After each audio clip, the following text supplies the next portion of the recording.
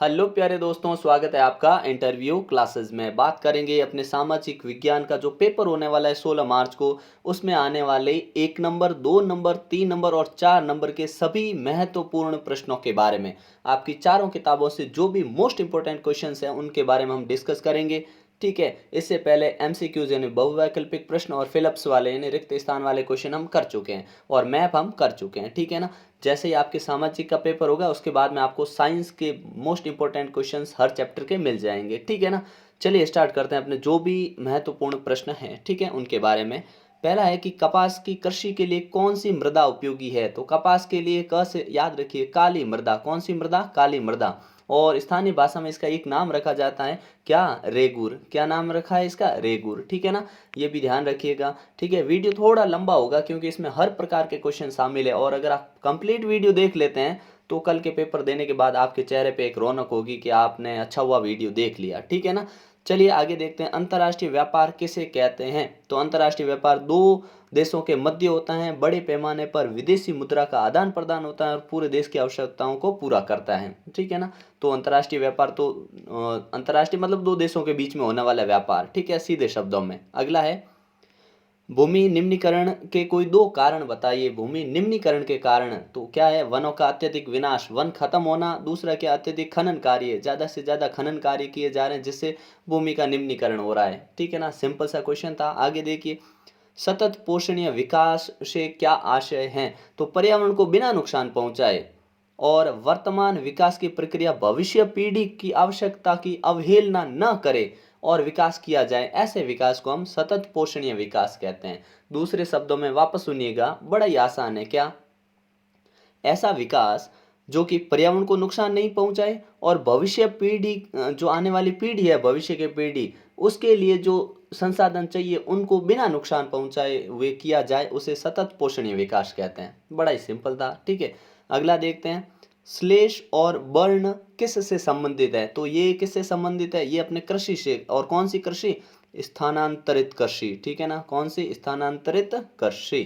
ठीक है ना। स्थानांतरित कृषि याद रखिएगा। अगला है, किस फसल को सुनहरा रेशा कहा जाता है। तो ये हम कहते हैं जूट को। किसको कहते हैं? जूट को। ठीक है ना। फिर अगला है, अलसी और सरसों किस ऋतु में बोई जाती हैं। तो सिंपल सा, ये हमें पता है कौन सी? शीत ऋतु में। कौन सी ऋतु में? शीत ऋतु में बोई जाती हैं। अगला क्वेश्चन है अपने लिए, देश की सबसे प्रमुख तिलहन फसल का नाम लिखिए। तो कम से कम इसके आपको 2-3 उदाहरण आने चाहिए, जैसे मूंगफली। ठीक है ना। ये तिलहन फसल है। मूंगफली हो गई, अपने सरसों हो गया। ठीक है ना। सरसों। ठीक है। और सोयाबीन, ऐसे आप तिलहन फसलें लिख सकते हैं। ठीक है ना। अगला देखते हैं अपने, खनिज आधारित दो उद्योगों के नाम। तो लौह इस्पात उद्योग खनिज है और ठीक है, सीमेंट उद्योग भी खनिज पे आधारित है। ठीक है, याद रख लीजिएगा। अगला क्वेश्चन देखते हैं, यहाँ पे आपको मिलान करना बहुत इंपॉर्टेंट क्वेश्चन है। ये एमसीक्यू रिक्त स्थान वाले में या आपसे 1 नंबर वाले प्रश्न में कहीं भी पूछा जा सकता है। ठीक है ना। तो राणा प्रताप सागर बांध ये कौन सी नदी पर है। तो ये कौन सी नदी पर है? ये है अपने चंबल नदी पर। स से मिला दीजिए। फिर सरदार सरोवर बांध, तो देखिए राणा राणा जी बड़े चंचल है। ठीक है, ऐसे याद कर लो। ठीक है ना। और फिर सरदार जी नरम कम होते हैं, लेकिन यहाँ पे नर्मदा नदी पर है। ठीक है ना। सरदार सरोवर नर्मदा नदी पर हो गया। ठीक है। अगला है, हीरा बड़ा महान होता है। ठीक है ना। हीरा बहुत महंगा और महान होता है। ठीक है ना। तो महानदी पर। ठीक है। और मेटूर बांध जो है ये कौन से? ये अपने कृष्णा पे। ठीक है। और नागार्जुन बांध ये कावेरी नदी पे। ठीक है ना। इस प्रकार से आपको मिला देना है। ठीक है, और याद रखना है इसको। ठीक है ना। अगला क्वेश्चन देखते हैं। अब इसके अंदर फिर से आपको बांध है और कौन सी नदी है देखिए। तो रिहंद कौन सी है? ये सोन नदी पर। रिहंद सोन नदी पर। टिहरी, टिहरी गंगा नदी पर। ठीक है ना। और गांधी सागर, तो गांधी जी चंपारण में आंदोलन किया था गांधी जी ने, तो ये मिला दीजिए यहाँ से। ठीक है ना। इंदिरा गांधी, तो ये है राजस्थान में इंदिरा गांधी नहर चलती है। ठीक है ना।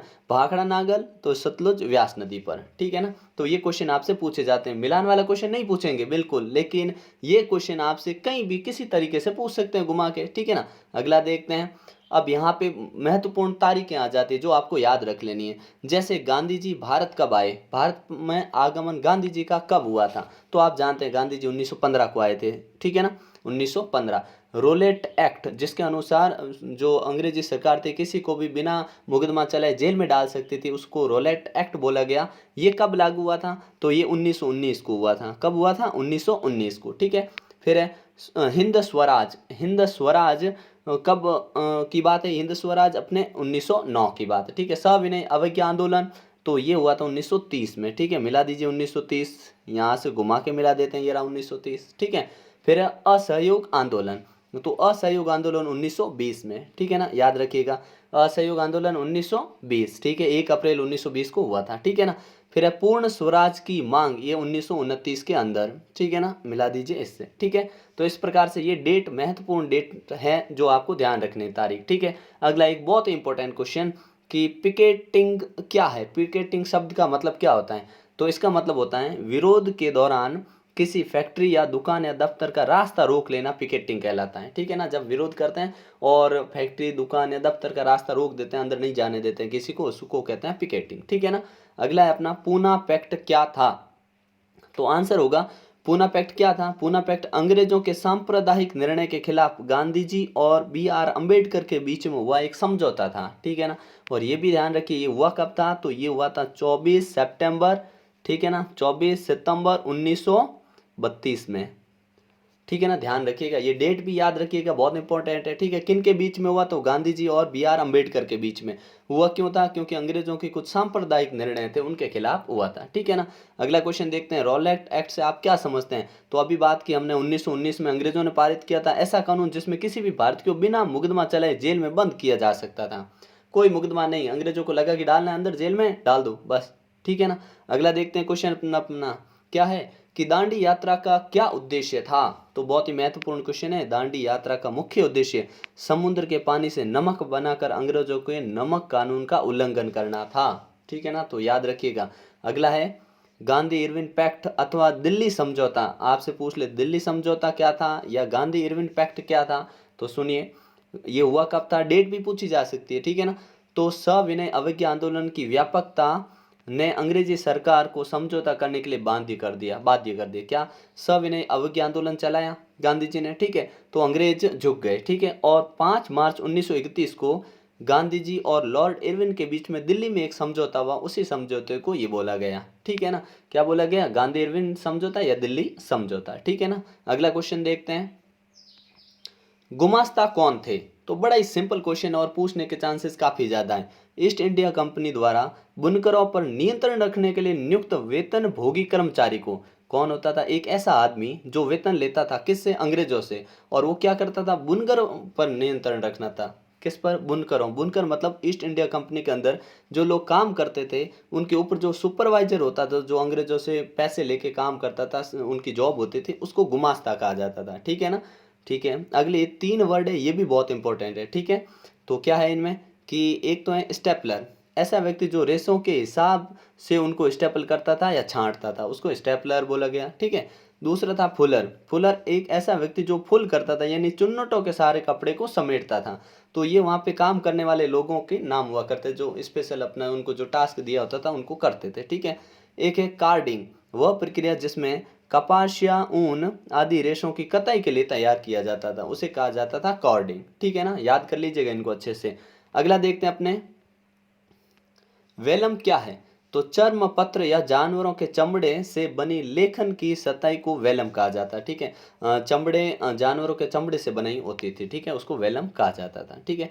अगला ये भी इंपॉर्टेंट क्वेश्चन है कि वर्नाकुलर या देसी देसी प्रेस एक्ट क्या था? तो इसमें क्या था कि अंग्रेजी सरकार ने 1857 की क्रांति के बाद प्रेस की स्वतंत्रता को पाबंद कर दिया था। अंग्रेजों ने कह दिया भाई आज़ादी से आप कुछ भी नहीं लिख सकते, जो मन में आए वो नहीं लिख सकते, हमारे खिलाफ नहीं लिख सकते। अंग्रेजों ने देसी प्रेस को बंद कर दिया, ठीक है। तो वर्नाकुलर एक्ट में क्या हुआ था? अंग्रेजों ने 1857 में जो प्रेस यानी जो क्या कहते हैं मीडिया, जिसको हम कह सकते हैं जो प्रिंट मीडिया जिसमें पत्रिकाएं निकलती थी, उन सबको पाबंद कर दिया था, ठीक है ना। अगला है गिरमिटिया किसे कहा जाता है? तो अनुबंधित मजदूर को गिरमिटिया, ऐसे मजदूर जिनसे पहले हस्ताक्षर करवाए जाते थे डॉक्यूमेंट पे और फिर उनको अनुबंधित कर दिया जाता था, ठीक है ना, कि इतने समय के लिए इतने इतने ऐसे, ठीक है। तो वो क्या होते थे? गिरमिटिया मजदूर हुआ करते थे, ठीक है ना। अगला क्वेश्चन देखते हैं, राजनीतिक दल को मान्यता कौन देता है? तो चुनाव आयोग देता है, ठीक है। कौन देता है?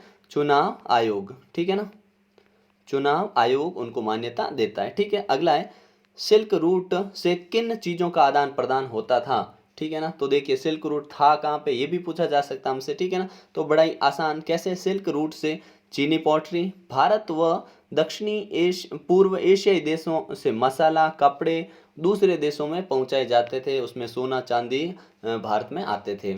ठीक है, भारत आते थे। ठीक है ना, तो ये आप ध्यान रखना सिल्क रूट का भी। ठीक है, अगला क्वेश्चन देखते हैं, भूमंडलीकरण या वैश्वीकरण से आप क्या समझते हैं। तो एक देश की अर्थव्यवस्था को दूसरे देश की अर्थव्यवस्था से तथा संपूर्ण विश्व के विभिन्न देशों की अर्थव्यवस्था का एक दूसरे से विभिन्न क्षेत्रों के माध्यम से जुड़ा होना ही भूमंडलीकरण या वैश्वीकरण है। तो सीधा सा शब्दों में ऐसे समझिए, वैश्वीकरण, वैश्वीकरण यानी विश्व का एक हो जाना, जिसमें सारी अर्थव्यवस्थाएं एक दूसरे से जुड़ी हुई हो। ठीक है ना, सिंपल से शब्दों में आप अपना उत्तर लिख सकते हैं। ठीक है, अगला क्वेश्चन देखते हैं, यंग इटली क्या था और इसकी स्थापना किसने की। तो देखिए आंसर, यंग इटली एक गुप्त क्रांतिकारी संगठन था। ठीक है, इसकी स्थापना 1830 में जूसेपे मैत्से ने की थी। ठीक है, और क्यों की थी, इटली इटली के विचारों को प्रसारित करने के लिए, एकीकृत इटली, उन्होंने क्या, एकीकृत इटली अपने विचार प्रसारित करने के लिए की थी और इटली को एकीकृत करने का काम किया। ठीक है, किसने, जूसेपे मैत्से ने, कब, 1830 के अंदर। ठीक है ना, और था क्या, एक गुप्त क्रांतिकारी संगठन था यंग इटली। ठीक है ना, अगला क्वेश्चन देखते हैं, जब फ्रांस छींकता है तो बाकी यूरोप को सर्दी जुकाम हो जाता है, यह कथन किसका था। तो ये मैटरनिक का था कि फ्रांस छींकता है तो यूरोप को सर्दी जुकाम हो जाता है। अगला है, जनमत संग्रह से आप क्या समझते हैं। सिंपल सा आंसर है, प्रत्यक्ष मतदाता जिसके जरिए एक क्षेत्र के सभी लोगों से कोई प्रस्ताव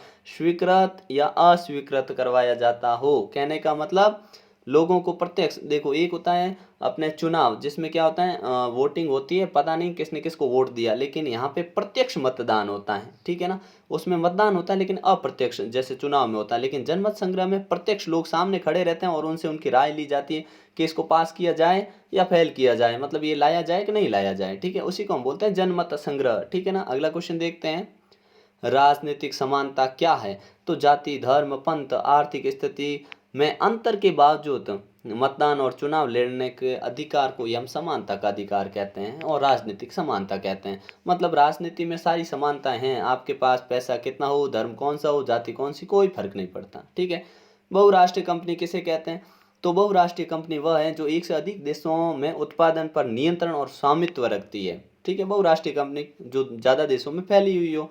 ठीक है, अगला क्वेश्चन है, प्रति व्यक्ति आय ज्ञात करने का सूत्र लिखिए। तो प्रति व्यक्ति आय कैसे निकलती है, तो आप लिखेंगे प्रति व्यक्ति आय इज इक्वल टू बराबर, और ऊपर लिखेंगे राष्ट्रीय आय, किसकी आय, राष्ट्रीय आय, मतलब जो पूरे देश की आय है वो, बट्टे नीचे आएगा अपने देश की कुल आबादी, मतलब मैं सीधा लिख देता हूँ देश की कुल जनसंख्या। ठीक है, कौन सी जनसंख्या, कुल जनसंख्या। ठीक है ना, यहाँ पे देश की कुल जनसंख्या नीचे लिख देना है और ऊपर लिख देना राष्ट्रीय आय, तो हमारा आ जाएगी प्रति व्यक्ति आय। ठीक है ना, अगला क्वेश्चन देखते हैं, धर्मनिरपेक्ष शासन क्या है। तो देखिए, वह शासन जिसमें सभी धर्मों को समान दर्जा दिया जाता है उसे धर्मनिरपेक्ष शासन कहते हैं। ठीक है, और हमारे संविधान के अनुसार भारत एक धर्मनिरपेक्ष देश है और किसी भी धर्म को राजकीय धर्म का दर्जा नहीं दिया हुआ है, सभी धर्म समान है। ठीक है, और भारत के नागरिकों को अपनी मर्जी से किसी भी धर्म को मानने की छूट है और धर्म के नाम पर भेदभाव की मनाही है, मतलब कोई भी धर्म के नाम पर भेदभाव नहीं कर सकता। ठीक है, अगला क्वेश्चन है कि 1929 में जो महामंदी आई, ये भी पूछा जाता है कि महामंदी कब आई थी। ठीक है, और चरम पर कब थी। ठीक है, तो महामंदी 1929 में आई, इसका प्रभाव भारत पर क्या पड़ा। तो भारत पर गहरा प्रभाव पड़ा था, क्या कि व्यापार में फौरन प्रभावित हो गया था, तुरंत व्यापार प्रभावित हुआ था। क्यों कि 1928 से 1934 के बीच में देश में आयात निर्यात घटकर आधे रह गए, पहला प्रभाव। ठीक है, और इसमें 1928 से 34 के बीच में, सॉरी 1928 से 1934 के बीच में गेहूं की कीमत 50% गिर गई। ठीक है ना, ये नुकसान हुआ, और शहरी निवासियों के मुकाबले किसानों और काश्तकारों को ज़्यादा नुकसान हुआ। ठीक है ना, ये ध्यान रखिएगा। अगले पे आते हैं अपने, नवीकरणीय और अनवीकरणीय योग्य संसाधन को स्पष्ट कीजिए। बहुत ही महत्वपूर्ण प्रश्न है, ठीक है। नवीकरणीय योग्य संसाधन और अनवीकरणीय, तो क्या होता है? नवीकरणीय ऐसे भौतिक, रासायनिक, यांत्रिक क्रियाओं के द्वारा नवीकृत इन्हें पुनः उत्पादित किया जा सकता है। मतलब जब इनको, जिनको हम वापस बना सकते हैं, पुनः उपयोग योग्य बना सकते हैं। उदाहरण के लिए सौर, पवन, जल, ये सारी चीजें, ठीक है ना। वन्य जीवन, ठीक है ना। वन्य जीवन कैसे, वन और वन्य जीवन कैसे कि वन हम लगा सकते हैं, ठीक है ना, तो उन्हें नवीकरण बोलेंगे। लेकिन अनवीकरण कौन से होते हैं? जिनको हम किसी भी तरीके से वापस हम पुनः हासिल उनको नहीं कर सकते, ठीक है, क्योंकि उनको बनने में लाखों साल लगते हैं। और कुछ संसाधन ऐसे हैं जो पुण्य चक्रीय हैं, लेकिन इनको हम वापस बना नहीं सकते, ठीक है, उनको बोला जाता है अपने अनवीकरणीय। इसमें क्या क्या आता है अपने, इनको एक बार ही प्रयोग किया जाता है, जैसे इसमें जीवाश्म आ गया, ठीक है, कोयला आ गया, पेट्रोल आ गया, ठीक है, ऐसी चीजें सारी किसमें आती? अनवीकरण योग्य संसाधन में, ठीक है। अगला क्वेश्चन देखते हैं, एजेंडा 21 क्या है, इसके मुख्य उद्देश्य क्या है? तो देखिए, एजेंडा 21 एक घोषणा जिसमें 1992 में ब्राजील के रियो डी जेनेरो में संयुक्त राष्ट्र पर्यावरण और विकास सम्मेलन यानी यूएनसीईडी के तत्वावधान में राष्ट्राध्यक्षों द्वारा स्वीकृत किया गया, ठीक है। इसमें हुआ क्या, पूछ सकते हैं, ये हुआ कहाँ पे? तो ब्राजील के शहर कौन सा था? रियो डी जेनेरो, ठीक है। कब हुआ? 1992 में, ठीक है। इसका मुख्य उद्देश्य क्या है? इसका मुख्य उद्देश्य था कि भूमंडलीय सतत पोषणीय विकास हासिल करना। और सतत पोषणीय विकास हमने अभी बात की कि ऐसा विकास जिसमें पर्यावरण को नुकसान नहीं हो और भावी पीढ़ी के लिए संसाधन पर्याप्त रूप से बचे रहें, ठीक है ना। और दूसरा क्या, ये कार्य सूची जिसका उद्देश्य समान हितों, पारस्परिक आवश्यकताओं और सम्मिलित जिम्मेदारियों के अनुसार विश्व सहयोग को पर्यावरण क्षति और निर्धनता और रोगों से निपटान करना, ठीक है ना।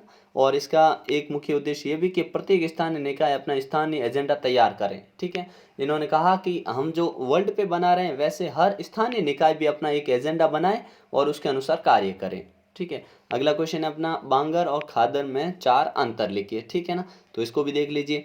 वृहत मैदान के पुराने जलोढ़ को बांगर कहते हैं। कौन सा जलोढ़? पुराना, ठीक है। और यहाँ पे नवीन जो भूभाग होता है उसको खादर कहते हैं, पहला अंतर। दूसरा, यह मैदान ऊंचा भाग होता है, ठीक है, और ये निचला भाग होता है। और यहाँ पे ऊंचा भाग होता है तो यहाँ पर बाढ़ का जल नहीं पहुँच पाता, यहाँ नदियों की बाढ़ का जल पहुँच पाता है, ठीक है। इसमें मृदा में कैल्शियम की अधिकता पाई जाती है और इसमें अपने जलोढ़ मृदा होने के कारण बहुत ही अधिक उपजाऊ भूभाग होता है, ठीक है।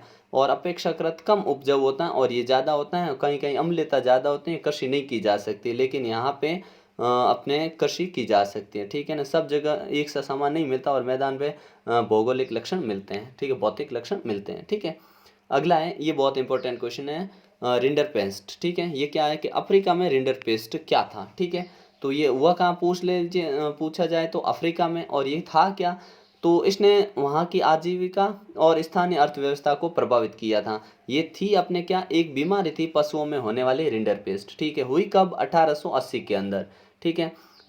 दशक के 1880 के दशक के बाद के वर्षों में पता चला कि जब पूर्वी अफ्रीका में एरिट्रिया पर हमला कर रहे इटली के सैनिकों का पेट भरने के कारण एशियाई देशों से पशु लाए गए थे, ठीक है ना। कुछ जानवर वहाँ लेके आए थे अपने खाना पूर्ति करने के लिए, ठीक है ना। लेकिन यह बीमारी ब्रिटिश आधिपत्य जहाँ पे एशियाई देश थे वहाँ पे पशुओं द्वारा यहाँ लाई गई, क्योंकि जानवरों से फैली थी ये, तो जानवर द्वारा वहाँ लाई गई, क्योंकि लोगों ने यहाँ से इसका सेवन किया तो ये लोगों में फैल गई धीरे धीरे, ठीक है ना। तो ये एक पशुओं में होने वाली एक बीमारी थी, ठीक है, रिंडरपेस्ट, ठीक है। अगला देखते हैं अपने, प्रशासनिक आधार पर वनों को कितने भागों में वर्गीकृत किया है? तो देखिए, आरक्षित वन, संरक्षित वन, अवर्गीकृत वन, 3 भागों में बांटा। अब तीनों में है क्या क्या?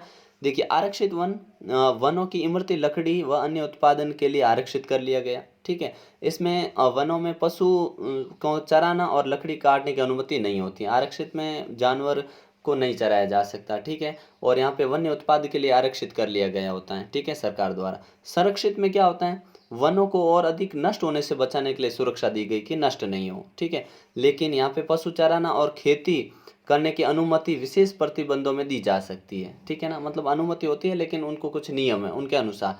अवर्गीकृत, इसमें लकड़ी काटने और पशु चराने के लिए कोई प्रतिबंध नहीं होता है, ठीक है। अगला क्वेश्चन है अपना कि चावल की कृषि के लिए कोई 3 भौगोलिक दशाएं लिखिए। 3 भौगोलिक दशाएं बतानी। तो पहला देखिए, इस कृषि के लिए उगाते समय तापमान है 25 डिग्री सेल्सियस होना चाहिए। अब ध्यान रखिए, आपको चावल, अपने गेहूँ, ऐसी कुछ फसलों के है ना आपको भौगोलिक अवस्थाएं पता होनी चाहिए, ठीक है ना, जो नॉर्मल है। तो पहली चीज़ हमेशा तापमान जो नॉर्मल चाहिए, और वर्षा कितनी होनी चाहिए, 100 सेंटीमीटर या इससे अधिक, ठीक है ना। तो ये पॉइंट कम से कम ध्यान रखिए, ताकि आप है ना उधर पॉइंट बना सकें, ठीक है। बाकी आप 3-4 के बारे में पढ़ लेते हैं तो बहुत ही बेहतरीन बात है ये, ठीक है।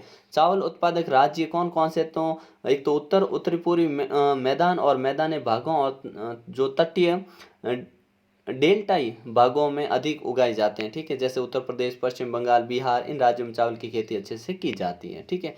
अगला है अपना, ये भी बहुत इंपॉर्टेंट क्वेश्चन है कि सार्वजनिक और उद्योगों और निजी उद्योगों में कोई दो अंतर बताइए। तो सार्वजनिक उद्योग क्या होते हैं, ये उद्योग सरकार के नियंत्रण में, सार्वजनिक मतलब सरकार के नियंत्रण में, इनका उद्देश्य लाभ नहीं होता है। जैसे अपने हैं भारत हैवी इलेक्ट्रिकल लिमिटेड, भेल, ठीक है ना, BHEL, ठीक है ना। इनका क्या सरकार के नियंत्रण में, उद्देश्य इनका लाभ नहीं होता, ठीक है, लोगों की सेवा के लिए। निजी जो होते हैं, ये सरकार का नियंत्रण नहीं होता इन पे, ये निजी व्यक्ति का अधिकार होता है, और इनका उद्देश्य सिर्फ लाभ कमाना होता है, जैसे टिस्को, बजाज ऑटो लिमिटेड, ठीक है ना। अगला क्वेश्चन देखते हैं अपने, परंपरागत और गैर परंपरागत ऊर्जा संसाधनों में अंतर बताइए। तो अंतर देखिए, पहला अंतर है अपने ऊर्जा के परंपरागत संसाधन देखते हैं, ठीक है ना, फिर बात करते हैं इनके बारे में, दोनों को साथ में डिस्कस करते हैं। देखिए ये कौन है, जैसे कोयला, पेट्रोलियम, परमाणु ऊर्जा, जल शक्ति ऊर्जा के परंपरागत संसाधन है, जबकि सौर ऊर्जा, भूतापीय ऊर्जा, ठीक है, ज्वारीय ऊर्जा, पवन ऊर्जा और कूड़े कचरे और गोबर से तैयार की गई ऊर्जा को हम गैर परंपरागत कहते हैं। तो ये परंपरागत है, ये गैर परंपरागत है, ठीक है। दूसरा, जल विद्युत के अतिरिक्त इन सभी साधनों से प्रदूषण फैलता है, मतलब जल विद्युत को छोड़ दें तो ये सभी प्रदूषण फैलाते हैं, ठीक है। और इनमें प्रदूषण मुक्त ऊर्जा देते हैं, ये प्रदूषण मुक्त ऊर्जा देते हैं, ठीक है। हाँ, इनके भी साइड इफेक्ट होते ही हैं, ठीक है ना। पृथ्वी का जो तापमान है, सौर ऊर्जा, जितने सोलर पैनल यूज़ किए जा रहे हैं उनसे पृथ्वी का तापमान ऑलरेडी बढ़ ही रहा है। हालांकि वो तापमान से विद्युत उपयोगी मतलब उत्पादित कर रहे हैं, लेकिन हर चीज़ का जिसका आविष्कार हुआ है वो चीज़ कुछ न कुछ साइड इफेक्ट होते ही है, ठीक है। अगला देखिए अपने, जल विद्युत को छोड़कर ये संसाधन अनापूर्ति साधनों की श्रेणी में आते हैं। इनका एक बार प्रयोग करने के बाद दोबारा प्रयोग करना संभव नहीं है, ठीक है। ये हो गया, प्रयोग हो गया, एक बार प्रयोग हो गया तो दोबारा उपयोग में नहीं ला सकते, ठीक है ना। सभी संसाधन आपूर्ति संसाधनों की श्रेणी में आते हैं, इनका प्रयोग निरंतर संभव है, और इनका उपयोग निरंतर संभव है। हवा चलती रहेगी, हम पवन ऊर्जा उत्पन्न करते रहेंगे, ठीक है ना। सौर सूर्य जब तक दे रहे हैं तब तक ऊर्जा बनाते रहेंगे, ठीक है ना। अगला देखते हैं अपने, सविनय अवज्ञा आंदोलन के क्या कारण थे। तो देखिए क्या मुख्य कारण थे, कि साइमन कमीशन का बहिष्कार, नेहरू रिपोर्ट को अस्वीकार करना, किया जाना, ठीक है। आप जानते हैं साइमन कमीशन का पूछा जाए भारत कब आया था, तो अपने 28 में आया था, कब, 1928 में भारत आया था, ठीक है, साइमन कमीशन। तो इसका बहिष्कार करना, क्योंकि इसमें सभी अंग्रेज लोग थे जो हमें समझाने आए थे, तो हमने इसका बहिष्कार कर दिया था, ठीक है ना।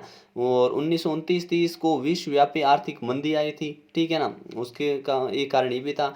और भारत में समाजवादी का बढ़ता प्रभाव, ठीक है। और गांधी जी के 11 सूत्री मांग को मानने से इरविन का इनकार, इरविन ने मना कर दिया था। गांधी जी के 11 जो मांगे थे उनको पूर्ण स्वराज की मांग, ठीक है ना। ये सारे इसके मुख्य कारण थे, ठीक है। अगला क्वेश्चन देखते हैं अपना,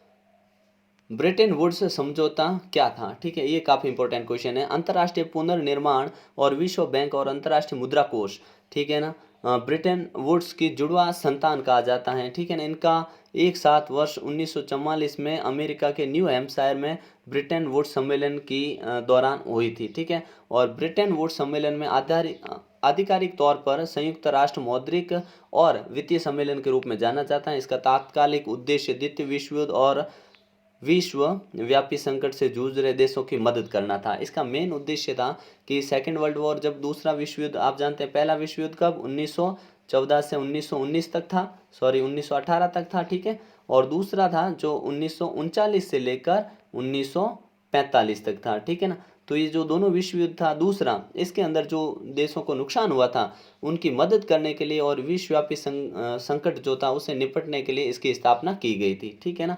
और इसके लिए विश्व बैंक और अंतर्राष्ट्रीय मुद्रा कोष, इन दोनों को इसकी जुड़वा संतान कहा जाता है, ठीक है ना। तो ये ध्यान रखिएगा, 1944 की ये बात है, ठीक है। अगला देखते हैं, संघ सूची, राज्य सूची और समवर्ती सूची को समझाकर लिखिए। तो ध्यान रखिए, इसमें ये भी पूछा जा सकता है एक छोटा सवाल कि विदेशी मामले कौन से सूची में आते हैं। तो ध्यान रखिए संघ सूची, संघ सूची ऐसी सूची होती है जो पूरे देश के लिए एक तरह की नीतियाँ लागू करती है, उनको संघ सूची में डाला जाता है। और इसमें जो कानून है बनाने का हक वो सिर्फ किसको है, केंद्र सरकार को होता है। ठीक है, तो संघ सूची मतलब केंद्र सरकार कानून बनाएगी। तो किस पे बनाएगी, प्रतिरक्षा। ठीक है, जैसे प्रतिरक्षा मतलब अपनी रक्षा के जितने भी मामले, देश की सुरक्षा के विदेशी मामले। अब विदेशी मामले में राज्य को जरूरत नहीं है, और दोनों साथ में क्यों करेंगे, यहाँ पे ये अपने जो नेशनल लेवल यानी केंद्र सरकार काम करेगी। संचार हो गया, मुद्रा हो गया, ये सभी केंद्र सरकार के अंडर में आते हैं। ठीक है, पहले इसमें 97 विषय थे, अभी इसमें 100 विषय कर दिए हैं। ठीक है ना, ये ध्यान रखना। अगला है अपने राज्य सूची। इसमें अपने राज्य की पुलिस सबकी अलग होती है, राजस्थान पुलिस, उत्तर प्रदेश पुलिस, ऐसे। ठीक है ना, और व्यापार, व्यापार राज्य का अपना व्यापार। ठीक है, वाणिज्य, कृषि, सिंचाई, ये सारे स्थानीय महत्व के मामले होते हैं, इसलिए इनमें सिर्फ कानून कौन बनाती है, अपने राज्य सरकार बनाती है। इसमें 66 विषय थे, परंतु अभी इसमें 61 विषय रह गए हैं। ठीक है ना, और अगला है अपना समवर्ती सूची। ये क्या है, ये ऐसी सूची होती है जिसमें कौन अपने राज्य और कानून दोनों, मतलब केंद्र और राज्य सरकार दोनों इसमें कानून बनाते हैं, लेकिन जब दोनों में कानूनों में टकराव हो तो केंद्र सरकार द्वारा बनाया गया कानून ही मान्य होगा। मान लीजिए राज्य कह रहा है नहीं और केंद्र कह रहा है हाँ, तो राज्य कह रहा है नहीं तो फिर इसको नहीं, केंद्र की बात मानी जाएगी। ठीक है ना, ये ध्यान रखिएगा। और इसमें कौन कौन शामिल है, शिक्षा, शिक्षा पे केंद्र भी अपना बनाता है और राज्य, दोनों की बातें चलती है शिक्षा पे।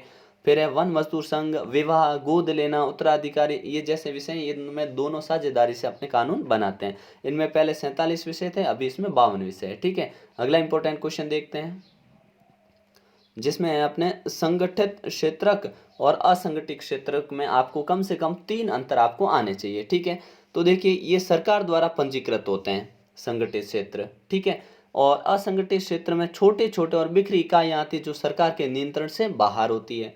ये इनकी परिभाषा भी क्लियर हो गई और इनका एक अंतर मिल गया। यहाँ सरकारी नियमों और विनियमों का अनुपालन करना होता है, क्योंकि ये सरकार से पंजीकृत होते हैं। इसमें कुछ नियम और कानून जो होते हैं, परंतु उनका अनुपालन, नियम कानून तो होते हैं लेकिन अनुपालन हो ऐसा ज़रूरी नहीं है। ठीक है, अगला यहाँ रोजगार की अवधि नियमित होती है, रोजगार सुरक्षित रहता है। अब सरकार के जो अंडर में है वहाँ पे नौकरी जिसकी लग गई लग गई। ठीक है, यहाँ पे नियमित कुछ भी नहीं है। ठीक है, रोजगार भी उनका सुरक्षित नहीं होता है, कंपनियां कभी भी किसी को निकाल देती है। ठीक है, यहाँ कर्मचारियों की योजनाओं का लाभ मिलता है, जैसे कि अतिरिक्त समय काम करने पर वेतन, छुट्टी, अवकाश, बीमारी के कारण छुट्टी इत्यादि, ये सब मिलते हैं सरकारी। ठीक है, इसलिए कहते हैं पढ़ लो लिख लो सरकारी नौकर बन जाओ। ठीक है, यहाँ पे कर्मचारी की योजनाओं का लाभ नहीं मिलता है, जैसे अतिरिक्त समय काम करने पर वेतन, छुट्टी, अवकाश, ये चीज़ें इनके नसीब में नहीं होती है। ठीक है, फिर है संगठित क्षेत्र जो कर्मचारियों को अधिक काम करने पर अतिरिक्त वेतन, अब ज़्यादा कोई काम कर रहा है तो उसको एक्स्ट्रा वेतन मिलेगा, यहाँ पे ऐसा प्राय नहीं होता, यहाँ पे शोषण किया जाता है। ठीक है ना, अगला देखते हैं अपने, फिर अपने सार्वजनिक और निजी क्षेत्र में अंतर पूछ सकते हैं। तो अंतर देखिए दोनों में क्या है, तो सार्वजनिक जो होगा वो लोगों की सेवा करना इसका उद्देश्य है, द्वितीय उद्देश्य लाभ कमाना। पहला है क्या, सेवा करना, दूसरा क्या है कि फिर लाभ होए तो कमाओ। ठीक है, और इसका क्या है, पहला उद्देश्य और आखिरी उद्देश्य यही है कि लाभ कमाओ। ठीक है, तभी वो निजी क्षेत्र में चल पाएगा। ठीक है, सार्वजनिक क्षेत्र की स्थापना केंद्र, राज्य, स्थानीय और लोक सत्ता द्वारा की जाती है। ठीक है, यहाँ पे केंद्र बना सकता है सार्वजनिक क्षेत्र, स्थानीय या लोक सत्ता बना सकते हैं। ठीक है, और इसकी स्थापना जो है अपने निजी व्यक्तियों द्वारा या गैर सरकारी संस्था द्वारा की जाती है। ठीक है, इनका प्रबंधन नियंत्रण सब सरकार के हाथ में होता है, और इनका जो मालिक होता है उसका वही करेगा। ठीक है ना, और फिर है सार्वजनिक क्षेत्र में मुख्य रूप से भारी और आधारभूत उद्योग स्थापित किए जाते हैं, जैसे लौह इस्पात उद्योग, क्योंकि सार्वजनिक क्षेत्र हल्की फुल्की चीज़ें नहीं लगाएंगे, यहाँ पे छोटे से लेके बड़े तक उद्योग स्थापित किए जा सकते हैं। ठीक है, अगला है अपना जो कि लास्ट क्वेश्चन है, इसके बाद में मैप है जो आपको बता दिया, लेकिन एक बार फिर भी नज़र से निकाल देना। क्या है कि ऋण के अनौपचारिक स्रोत और ऋण के औपचारिक स्रोत, मतलब ऋण लेते हैं तो उसमें एक औपचारिक होते हैं एक अनौपचारिक, तो क्या क्या अंतर है इनमें देखिए। तो औपचारिक क्षेत्र का ऋण भारतीय रिजर्व बैंक की निगरानी में कार्य करते हैं। ठीक है ना, अगर बैंक से ऋण लिया है तो वहाँ पे आरबीआई की नज़र रहेगी। ठीक है ना, किसी से भी लो। और रिजर्व बैंक की इस अनौपचारिक ऋण जो क्षेत्रक होता है उसमें इसकी कार्य प्रणाली की कोई आरबीआई की जिम्मेदारियाँ नहीं होती है, इसमें ब्याज दर निश्चित होती है। ठीक है ना। आप किसी से पैसे लेके आए तो उसमें ब्याज दर उसकी मर्जी की होगी, ठीक है, अपनी आवश्यकता की होगी कि किस हिसाब से किस परिस्थिति में हमें कितने रुपए चाहिए, उसके ऊपर वो उस हिसाब से ब्याज लगाते हैं, ठीक है। और इसका उद्देश्य सामाजिक कल्याण के लिए ऋण देना होता है, इसका उद्देश्य केवल लाभ कमाना होता है। हम किसी से अगर उधार पैसे लाए हैं तो उनका ब्याज देना पड़ेगा, वो उनके फायदे के लिए वो अपना पैसा देते हैं, ठीक है। और औपचारिक ऋण में बैंक और सहकारी समिति आती हैं, ठीक है। और कौन कौन देता है इसमें? बैंक देते हैं, सहकारी समिति देती हैं। जबकि इसमें साहूकार देते हैं, मालिक व्यापारी देते हैं, मालिक, रिश्तेदार, दोस्त, ये सभी लोग इसमें आते हैं जो अपने को पैसे उधार देते हैं, ठीक है। उसके बाद में मैप हम डिस्कस कर चुके हैं, जिसमें ये बात की थी, जैसे सारी जगह हम बात कर चुके हैं। डिगबोई जो कि आसाम में है, ठीक है, हजारीबाग वाला घाट, ठीक है, बेलाडीला, विशाखापट्टनम, पारादीप, ठीक है ना, ये सारी चीज़ें हम डिस्कस कर चुके हैं, ठीक है, नरोरा, ठीक है ना। तो इन चीज़ों को एक बार अपने मैप अगर आपने नहीं देखा है अभी तक, आप चूक गए तो ज़रूर देख लीजिएगा, क्योंकि उनसे बाहर आने का चांस ना के बराबर है, ठीक है ना।